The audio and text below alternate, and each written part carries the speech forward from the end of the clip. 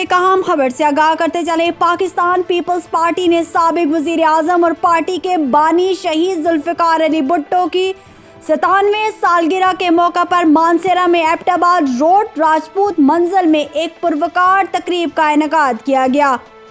جس کی میزبانی شیخ کامران اقبال نے کی۔ اس موقع پر پاکستان پیپلز پارٹی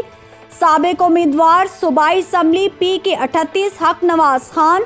سابق ضلعی جنرل سیکرٹری محمد فرید، پاکستان پیپلز پارٹی شہید بھٹو گروپ کے ڈویژنل صدر شیخ کامران اقبال، پاکستان پیپلز پارٹی رہنماؤں میں شامل جعفر یوسف خان سواتی، عبدالحمید خان، محمد الیاس، اورنگزیب مغل، سید خورشید شاہ سمیت دیگر رہنماؤں نے اس موقع پر کہا کہ شہید ذوالفقار علی بھٹو ایک مخلص، نڈر اور ملک کے عوام کے حقوق کے لیے لڑنے والے رہنما تھے۔ انہوں نے کہا کہ بھٹو شہید کی قیادت میں پاکستان پیپلز پارٹی نے ہمیشہ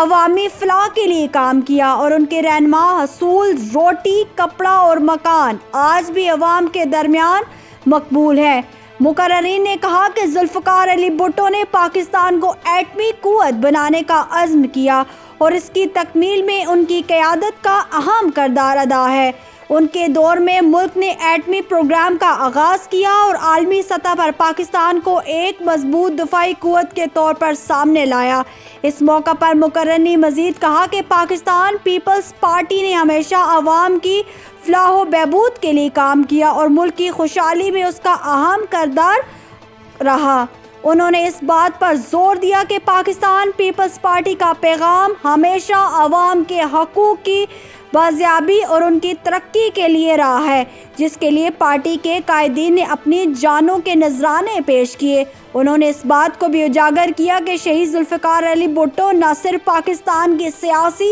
تاریخ میں ایک انقلابی تبدیلی کی بلکہ عوام کے حقوق کے لیے بھی اپنی جان کی قربانی دی، جبکہ ان کے نقش و قدم پر چلتے ہوئے دختر مشرق شہید نے بے نظیر بھٹو نے بھی ملک و قوم کے لیے اپنے آپ کو قربان کیا۔ ان کی قربانیاں ہمیشہ پاکستانی عوام کے دلوں پر زندہ رہیں گی۔ تقریب کے اختتام پر پاکستان پیپلز پارٹی کے عہدیداران نے عہد کیا کہ وہ شہید ذوالفقار علی بھٹو کے مشن